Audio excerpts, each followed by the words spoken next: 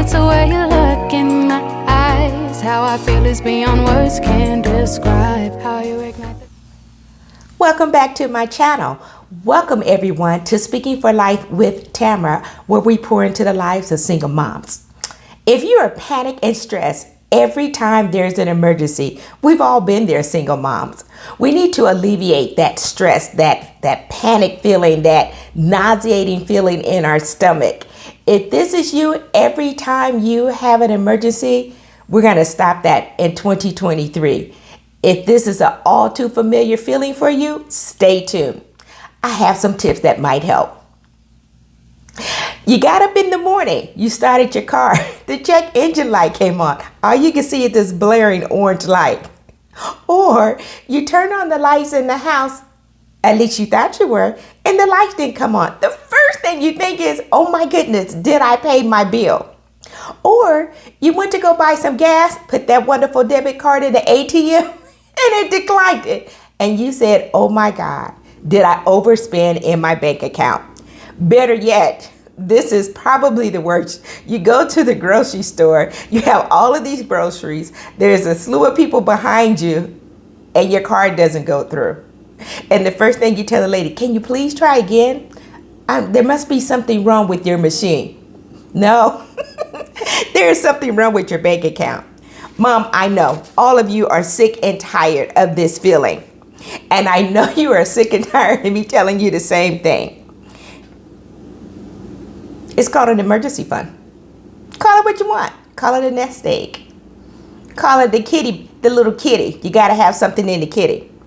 I know some of you are just so tired of this, and you probably hear from all the financial people, but it's January 2023. We are just trying to make sure that you can get off to the right start, and that the same behavior and the habits that happened in 2022 that made you feel like that, we're not doing that behavior in 2023.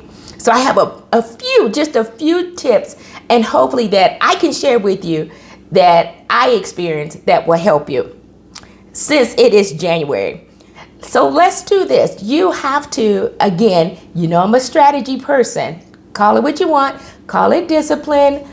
Call it a habit, whatever you want, but you got to set a strategy up, and it needs to be the family strategy. You got to get everybody on board. I don't care from the little kids on up. If they can walk and they can talk and they can say, I want, you need to bring them on board to your children who may be in elementary school, high school, but it needs to be team family, whatever that is, and everybody needs to get on board. So it may do something like this. It doesn't have to be huge. It can be baby steps for everyone, but you guys still need to get there. For example, we're going to eat at home 5 days a week. We're going to allow the family 2 days a week to eat out. That's it. Just 5 days. Something as simple as that. Fast food once or twice a week. That is it. You may not think that that's a lot, but still once or twice a week is a lot. But come on, I'm not crazy. I understand. I would try to go no more than 2 times a week, because sometimes I was just exhausted when I came home and I'm like, I don't feel like cooking. I'm just going to stop by somewhere, get us something to eat, come on home and eat, do homework and whatever else. But so you can allot yourself maybe 1 or 2 times a week. And then hopefully as the year progresses, that'll be easier because you'll be cooking more at home. So 5 days a week, you guys, the family's going to eat at home. Maybe 1 or 2 times a week, you can do fast food. And how about this? We're only going to go to the grocery store twice a month. Now, that was my biggest challenge. I was forever stopping by the store. Some of the times I just needed fresh produce, but you know what happens when you go in there? I'm just going to get 1 or 2 things. I just need to get some stuff for a salad and maybe some more fruit. You never go in the store and you get just salad and fruit. You always come out of there spending, what, $40, $50, $60? Well, that starts eating into your budget. So that's something that you really got to monitor. Children need to make a decision. Are they going to carry a lunch to school? Or are they going to buy the school lunch? Whichever one they decide, you can do the same thing. Okay, maybe 4 days out of the week, you're going to carry your lunch. If you want to buy your lunch, like maybe on Friday or whatever it is. Okay, but we're going to have to allocate that in the budget. So that's when the, elementary school age and the high school children, you guys just need to set a plan. So what do you guys want to do? because that's how you're going to prepare for your budget. This is team family. Everybody must get on board, especially if you have children, school-age children, and they have all these events at school. Those events eat into your resources. So you gotta also, all of that information has to be designated. So for example, I don't remember what the dollar amount was, but if the amount was over a certain amount, I would say, okay, you got to give me a 2 weeks notice. If it was a major school event, they were going on a field trip, they were having an extra kind of shopping day, buying books or whatever it was. If it was over this amount, then you needed to let me know, because chances are they know, and I could put that in the budget. So, because what I got tired of my daughter is the shenanigans. So let me just share something with you. When my daughter was in high school, she was required to assist with the family budget, because I just really got tired of this last minute getting ready to drop her off, or getting ready for her. She's leaving the door talking about, Mommy, I need money for this. I need money for this. And oftentimes I only carried like about $20, and it may have been a $20 bill in my purse. And so, because I tried not to carry a lot of cash, because I didn't want to be spending it, because where I worked, it was so nice in the area that we can get up and we can walk and we can eat and all of this wonderful stuff. So I would often just have like about $20, because that was my cap. I didn't want to spend any more. Well, in the morning, if she says, Mom, we're doing so-and-so, I need some money, I would just cringe. It would just drive me absolutely crazy. So I said, okay, you know what? You think this is so simple, and this last minute shenanigans asking me for money as you're getting ready to go out of the door, I'm tired of it. All of that's coming to a screeching halt. So this is what I decided to do. I did my budget, of course, once a month. So what I started doing is I gave her a line item on my budget. I showed her the budget on the computer. I said, okay, here's your line item. This is the deal. You need to now come up with your budget to fit into my budget. She's like, huh? Yes. So if you know you're going to need shoes, because now she's in high school. I don't care if she's 14 years old. She should know. I said, if you need shoes, you want to buy something, you and your friends want to go to the movies, you're going to have extracurricular activities, you got a football game, basketball game. I don't care what it is. If it's coming up in that month, you need to give me a breakdown of what it is and how much you're asking for. And then we get together on that budget. We review it and say, okay, I need to take some off of here. You can put it here. You're going to need a little more here. And then I would take her budget and I would put it in my budget. Now, this worked good for like maybe the first, 2 months. About that third month, she forgot. And I said, she came to me and she brought it to me later. And I said, no deal. It doesn't work like that. I said, my budget, once I set it, it is set. And it cannot be bouncing all around just because you forgot or you decided something else was more important. Well, welcome to the real world. So a couple of times she didn't get into the budget because I needed to teach her a lesson, because that's what the real world is like. So she got it together. She started giving me the budget, and actually it worked out really well. So because I just made her really think about what she was asking for, because now I was putting money to it. And when we would take some money off of one area line item totally, we would discuss it so she would know why. If we increase something somewhere, we would discuss why. So now I'm really starting to have some financial talks with her, and she's starting to really learn our family budget, which was really good, because as she got a little older, a couple of years, I said, okay, you're going to do the family budget. So, and I, of course, what I did with the on the spreadsheet is I embedded all the links for SCE, the gas bill, you name it. So, and she knew these were the fixed expenses, these were the variable expenses. She knew how much we had to make sure we paid our tithes. She had to make sure that there was enough money to go into savings, because money had to keep being funneled into the emergency fund. So this was good. By the time I got finished, she understood what fixed expenses were, because I was giving her a lesson, hey, this is the priority. When you get on your own, this has to be paid. This has to be paid. You got a little leeway here. This must be paid. So I was giving her the priority so she would understand, food, you got to keep a roof over your head. I said, you can't go out and start having all this fun and then determine, oh, I don't have enough money to pay my rent. That doesn't work. Because you know what about those landlords? At the 3-day point, they put a 3-day notice on your door. And child, you better be getting ready to pack up because they're going to put a lock on that door. So I really wanted to try to get her to understand money at that level. And we did it as soon as she got into high school. So she started really to really understand. So Mom, if we want a different outcome, financial outcome for 2023, we must change those behaviors from 2022, and we must really make sure our kids are participating in that budget so they really can understand. Now, once we get the family on board, we're good, because once they start seeing, wait a minute, hey, we got some money to do something here. We know something fun is coming up. It could be going to the movies. It could be anything extra. But when you teach the family, if we stay on target here, we can have some fun, but we just can't do things willy-nilly. We just have to plan to do them. And that's even better. So moms, do me a favor. Start off slow. Don't try to take on too much. Don't try to do it too fast, because what happens is you kind of get frustrated when things don't happen the way you want them to happen. But I do know this, it's like a ball rolling down the hill. You know, it starts at the top, it's small, but as it rolls, it starts, getting more dirt. The ball gets bigger, like a snowball, or the snow starts, grabbing onto the ball, and it gets bigger and bigger. So start out with $25 a month. Start out with $50 a month, every pay period. Start out with $100 every pay period. And do me a favor, Mom. That's yours. That needs to go in first, because the family comes first. And you would really be surprised. You think, oh, I can't afford that. When you are really trying to budget, when you are really there, when you are really present, it's amazing what you can do. You would really be surprised. For the month of January, I said I wasn't going to shop at all.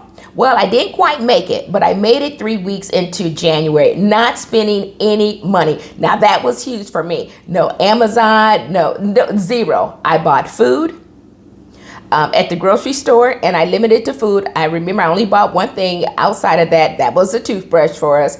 But outside of that, it was all food, and I had made a grocery list. And I said, I am not going to do it. I'm going to tell you, it wasn't that it was hard, but what it was, I had to keep reminding myself, no, we're not going to do it. I was trying to do it the whole month of January. But what did I did have to do something on the 4th week. And my daughter was like, Mom, you said you were not going to spend any money.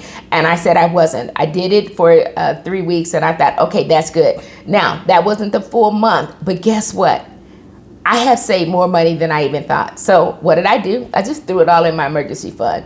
So yes, I still have an emergency fund. I still keep my emergency fund. I have 2 cars. They're older cars. So, things come up. So, I need to be able to get it down to the mechanic, have it fixed without being panicked about, oh my goodness, am I going to have enough money? Oh, do I have to take money out of here? I don't do that anymore. Those emergency days, they're gone.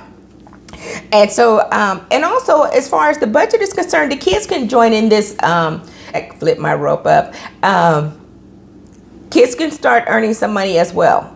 I remember when we were young, we did cans. We did cans back then. Now they're doing cans and bottles.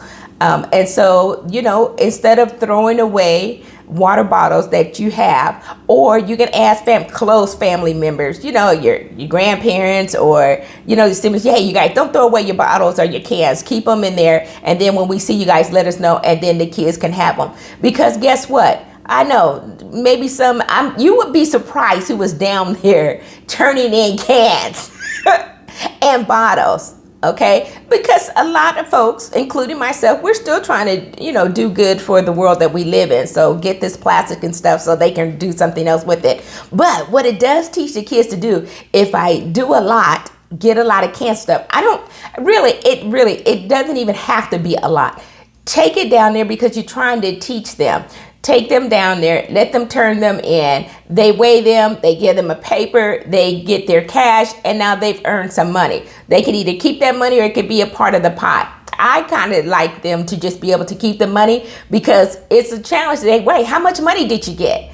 And so now they have money to spend. They take half of it, they can spend the other half. They got to throw it in their piggy bank, their checking account, or whatever. But you're kind of at a very early age trying to teach kids, that money doesn't grow on trees. You got to work to accumulate this money. When I was young, I was in, I think I was probably about 14 or 15, so I couldn't work yet, even though I was trying to con McDonald's into hire me. But at that point, they wouldn't hire me because I was too young. I couldn't get a work permit. So, but I was in cheerleading. And so I would call my grandmother up and say, Granny, you know, I need to earn some money because I have to buy a uniform. I got to do something, you know. My father generally bought our uniforms and stuff, but, you know, I needed extra money for those other things.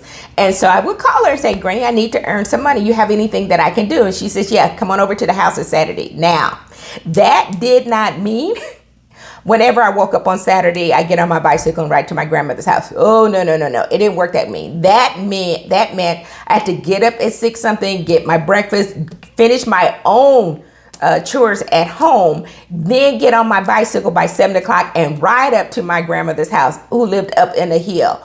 And so I was knocking on her door at 8 o'clock in the morning. And trust me, she was up waiting on me to get there. None of this, oh, let me just sleep in and I get there when I get there. No, you got to teach kids responsibility. So I had a very good work ethics very early in life because I learned it from my mom and my father. Both of them have very good work ethics. So I would get up there. Listen, that is how I learned how to really make a bed on those corners. That is how I really learned how to dust wax the furniture. You know, you got to wax going with the grain. That is how I learned how to really pull everything out of a linen closet and learn how to actually fold up a towel, learn how to fold up a sheet. And so when you put it in the closet, you open up your closet, everything doesn't fall all out. So if you have siblings that can help with this and your kids can earn a little extra money, it's not just good for the money, but it's good for the process and the way they learn about having a good work ethics. So that is how a lot of times I earn my extra money. Now, when I got 15 and a half, I conned the gentleman at McDonald's. Said, oh gosh, I conned him in like, please give me a job so I can get out the house. I think back then my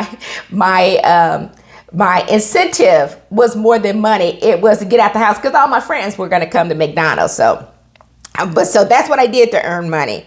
So Mom, we have a responsibility to teach our kids. We want them to be good human beings. We want them to be an asset to the community at large. We just got to do the work. And a lot of that comes with the money. Now, what I found out along my journey of my emergency fund is, of course, you know, I was doing everything. And even that Dave Ramsey class, they was like, get at it and try to do it as quick as you can. I don't care if you're selling stuff, whatever, you got a garage sale, whatever, you know, just get at that $1,000. Now, the $1,000 was fine, but I wanted to have, my goal was like I think it was $1,500 was my goal, my own personal goal. And then I think I got to like about $1,200 because I did not want an emergency to occur. And that emergency fund was like $900. That would have just drove me up the wall. And it did happen a couple of times. And now I was just crazy about trying to get that money back up to $1,000. So what I said, forget all of that. I'm not going to make myself crazy. What I'm going to do is I'm going to keep my budget at 12 with the goal to get it to at least 15. But that way, if I do have an emergency and I need to take some money out, like say tires that I got flat tire now, the man says, no, ma'am, you don't need just one, you need two, which always seems to happen to me. So, you know, I wanted to make sure that I can go into that emergency fund account and get the money out and not have it go under $1,000. So that was just my craziness, but just get to the $1,000. The key is don't touch the money. That's harder said, easier said than done. Just really try hard not to touch the money. Stopping by a fast food that you're gonna, you know, maybe do twice a week, that's not an emergency. The kids now need some money because they have some activity up at school. That's not an emergency. Your emergency, you determine what it is, but just be really serious about what really is an emergency. School activities are a planned event. Your kids know, you know, somewhere it popped up on something, you got some kind of notice. It's a planned event. You have time to plan for it. You got time to get the budget together for it. Feeding the kids, you know, we have to do that. We should be doing that on a daily basis. So that's not an unplanned event. You know, that has to be a part of your regular budget. The emergency, again, there are a lot of things. They could be for your car. They can be for an appliance. They can be for your, tires. That's a legitimate car thing. Or, the car sounds a little funny. You need to take it in.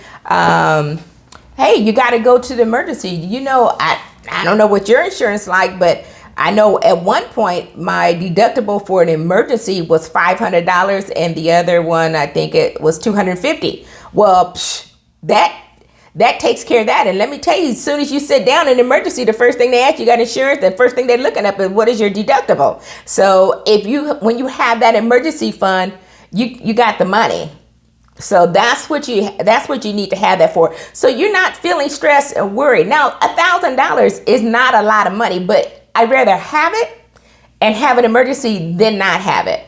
And we're not talking about credit cards. If you got an emergency one day, then another couple of weeks, something else comes up and now you got this credit card and next thing you know, you got all of this interest. No, time out for that. We're just not doing that because we're not doing a debt. So at last, you know what an emergency really is. Well, Mom, I really hope you have been able to get some tips on how to handle those emergencies. And just remember, Mom, this is just a path. This is just one path of our journey. It could be the third path of our journey. It will not be like this forever. I know while you're going through it, it seems like it, but it's not.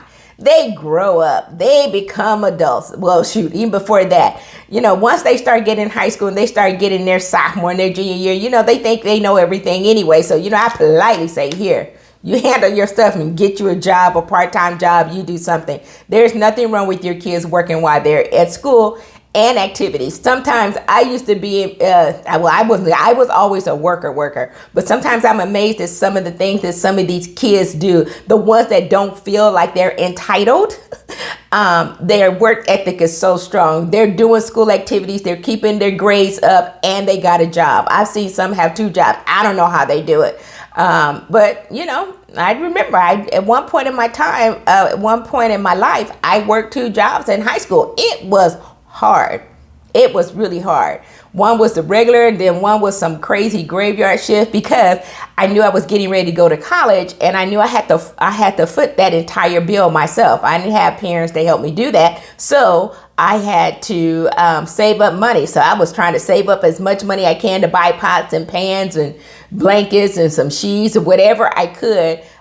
So when I did go to college, that I would have some of the things that I wouldn't have to be trying to move into an apartment, trying to pay rent, and trying to buy things that I need. And hey, no complaint. It gave me the work ethics that I have today. So I'm trying to think, is there anything else? Oh, I had learned something. Someone said this on the radio. I think it was last week. They said smart people learn from their mistakes. Wise people learn from others. Please learn from my mistakes. Please like and subscribe to my channel. Please hit the notification button so anytime I upload a new video, you'll be sure to get notified. So thank you very much, everyone. I look forward to talking to you soon. I am still in January. I'm trying to handle all finances in January. So I do have something else I want to talk to you about.